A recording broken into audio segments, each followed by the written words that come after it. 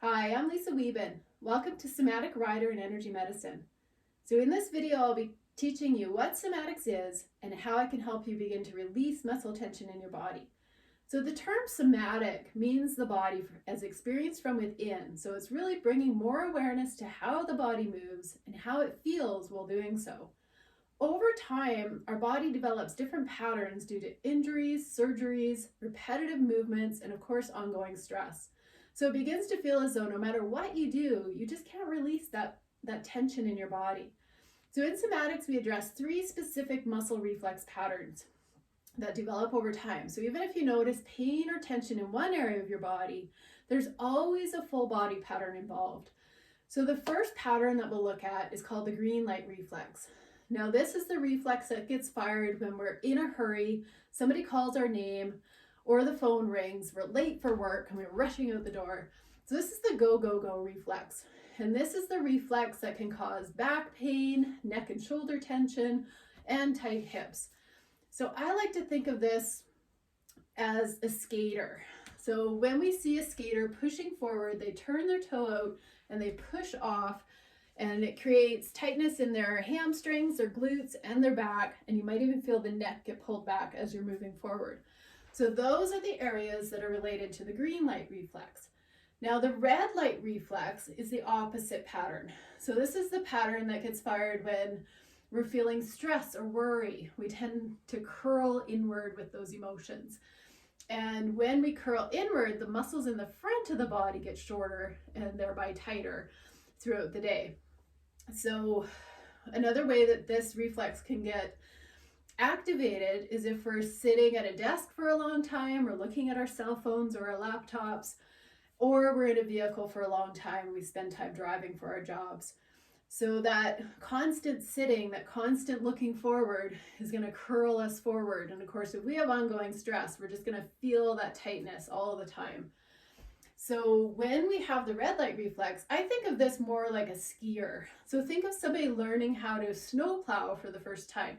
They turn their toes in and they're a little bit worried because they're going down the hill, but they still have to see where they're going. So they get tightness through the center, their inner thighs start to get tight, and they're curling forward, but they still have to see, so their chin juts forward. So when we're in this position, when the chin juts forward, we can start to create neck and shoulder tension. We might create jaw tension. And when we're sitting all day, our hip flexors are going to become tighter and shortened.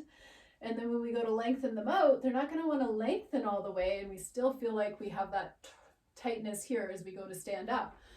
So those are the areas involved in the red light reflex. Now the final pattern that we'll look at is called the trauma pattern. So this is when you've had an injury or perhaps a surgery, and the body had to compensate unevenly for a while as that injury healed. So if we've had a broken leg, we had to hike our hip up to take the weight off that leg. The other leg had to compensate.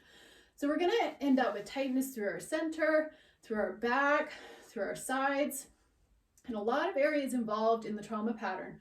So when I hike this hip up, this side's going to become shorter, the other side's going to become longer.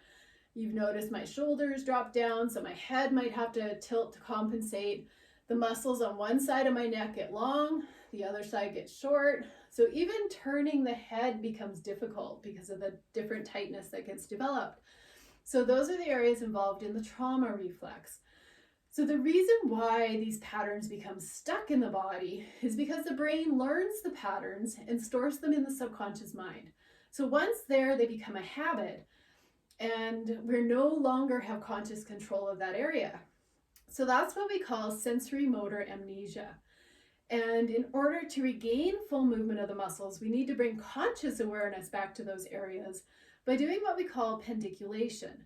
So pendiculation is moving into an area a little bit tighter than it already is, so that we can bring conscious awareness to that area and then slowly release out of it. And it's that slow release that helps to reset the muscle length back to where it needs to be. So we think as we move through our lives, we become weaker as we go. As we age, we're becoming weaker. But it's actually because as the muscles become shorter and tighter, there's not as much of that muscle to give us strength and power. So when we go to push off, if our hamstrings are tight, we're not going to have as much power to push off because we're not using the full length of that muscle anymore.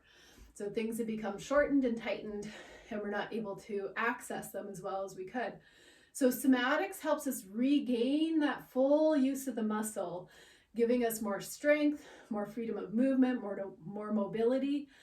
And when we're in a session, I'll guide you through specific movements for your pattern of that's developed in your body. And after a session, you'll learn exercises to keep yourself out of pain and to continue to release any remaining tension. So the goal of somatics is to bring more self-awareness to your own body so that you're able to self-adjust as you move throughout your day. So a few minutes a day is all you need of somatics to help bring that movement. So we think of dogs and cats, they pandiculate all the time. So when they've been curled up in a ball for a while, they'll go into a movement and then slowly release out, and then they're ready to move on with their day. So if we added these movements every time we get up out of a chair, or even before we get out of the chair or out of bed in the morning, we'll have greater freedom of movement as we go through the day.